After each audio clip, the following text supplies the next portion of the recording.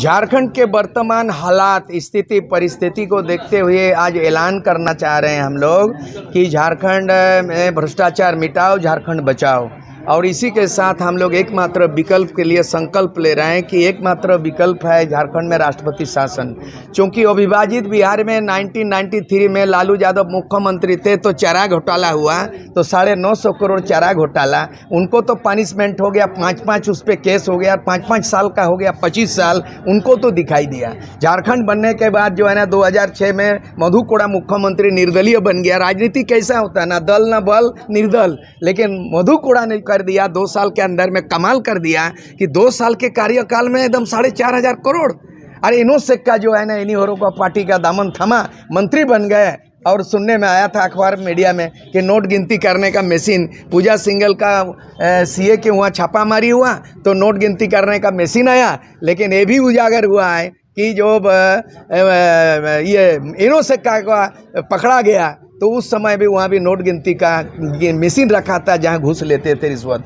तो ये चाहे 93 अविभाजित बिहार में लालू यादव का चारा घोटाला 3.5 करोड़ हो, झारखंड से लूट हुआ है। चाहे मधु कोड़ा का 4,500 करोड़ का लूट हो, झारखंड का लूट हुआ है। और चाहे जो है ना इनो से का चाहे खेलगांव में लूट हुआ है, 400 करोड़ का लूट हुआ है। ये सब बहुत सारी चीज़ है। तो ये तमाम बातें लूट ही लूट है। और अभी जो ईडी जो छापामारी कर रहा है पूजा सिंघल, तो कितना पूजा सिंघल होगा? Pooja Singhal is not single, there are many Pooja Singhal. Pooja is not single, there are many single.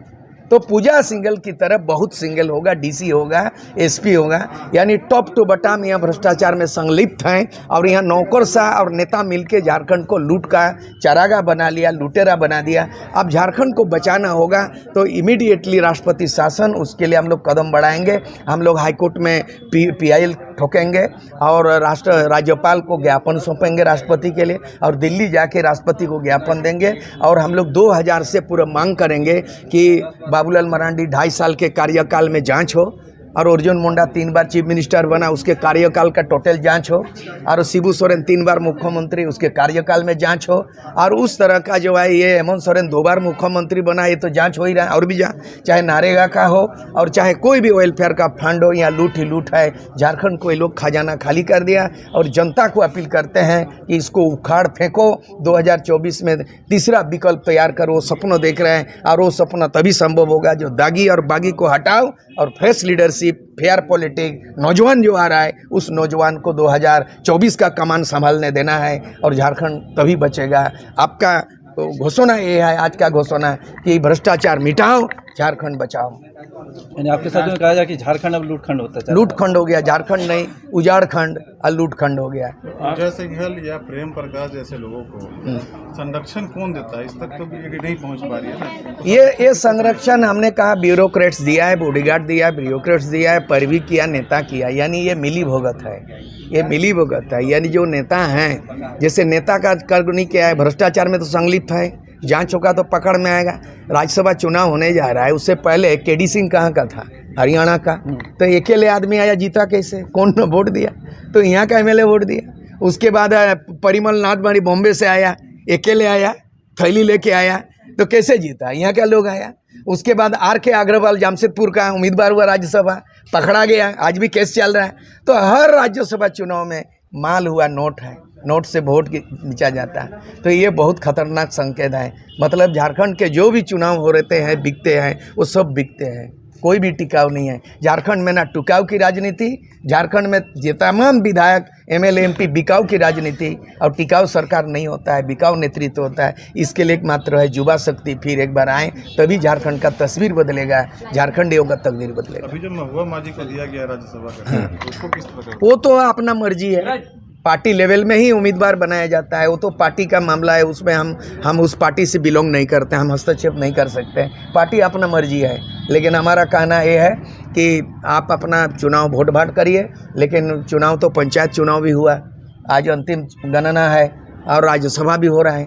लेकिन बात यह है कि आज जो भी MLA MP से उम्मीद नहीं करेंगे, क्योंकि जो जनता की भावना है, स्थानीय नीति खतियान के आधार पर नहीं बना, स्थानीय भाषा को शिक्षा का माध्यम नहीं बनाया गया, यहाँ के बेरोजगारों को रोजगार का नीति नहीं बनाया गया।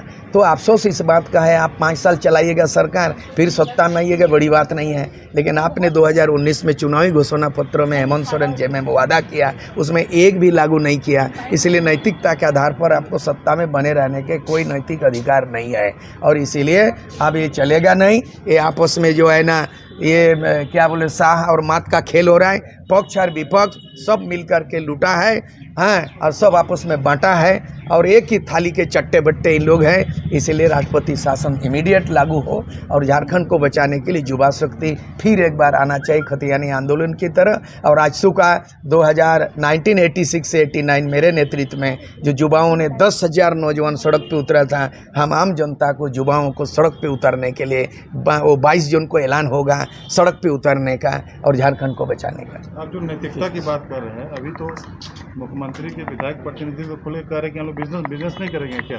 तो अब शासन चलाने वाला ही खुद कहेगा कि हम भी व्यापार करेंगे, नौकरी भी मेरा रिश्तेदार को मिलेगा, तो आम जो बेरोजगार युवा हैं वो क्या करेंगे? विधायक और एमपी व्यापार नहीं है। विधायक एमपी जनता द्वारा सरकार, जनता के लिए सरकार और जनता की सरकार, by the people, for the people and of the people. This is the real democracy of our Indian constitution guideline है। इसलिए जनता द्वारा आप चुने जाते हैं और जनता के लिए चुने जाते हैं और जनता की सरकार बनती है। और आप बोलते हैं हम बनियागिरी करेंगे, माने हम ठेकेदारी करेंगे और हम बिजनेस करेंगे। बिजनेस के लिए एमएलए एमपी नहीं होता है, आप जनता का जनप्रतिनिधि होते हैं। आप बिजनेस तो बिजनेसमैन करता है, आप सब कुछ ठेकेदारी के, बालू घाट आप ही का है, हाँ, गिट्टी खदान आप ही खोलिएगा, लीज आप ही के नाम से होगा। इस तरह से नहीं चलेगा, आप इस तरह से नहीं चलेगा। अभी के परिदृश्य में प्रेसिडेंशियल रूल पर आपको पूरा भरोसा है? इसीलिए भरोसा है कि जांच निष्पक्ष होगा। जहां मान लीजिए सब वर्तमान सत्तारूढ़ है, जेएमएम की सरकार, कांग्रेस की सरकार है, अगर आप बात जांच कीजिएगा तो बहुत सारे जांच एजेंसी सत्तारूढ़ का पर असर पड़ता है। इसीलिए निष्पक्ष जांच हो, इसके लिए राष्ट्रपति शासन एक मात्र विकल्प है। सीएम हेमंत सोरेन ने कहा था, ईडी को धमकी दी थी कि मेरे पास पहुंच भी मत जाना, नहीं तो बहुत बड़ी मुसीबत हो जाएगी।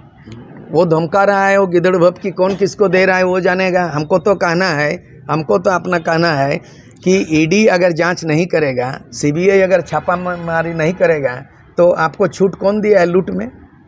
तो छूट में किसी को लूट नहीं है। आप उनको ललकार रहे हैं तो आप भोगिएगा, वो कानून का काम वो करेगा।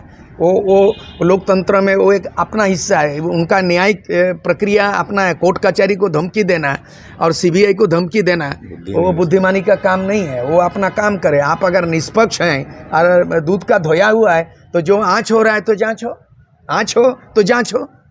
काहे आप उसको बोल रहे हैं कि आओ हम देख लेंगे, कर लेंगे? हम लोग चाहते हैं ईडी पूरे जांच करे, परत दर परत जांच करे, सीबीआई छापा मारे और जितना भी लूटा है, खजाना लूटा है, उसको बरामद करे।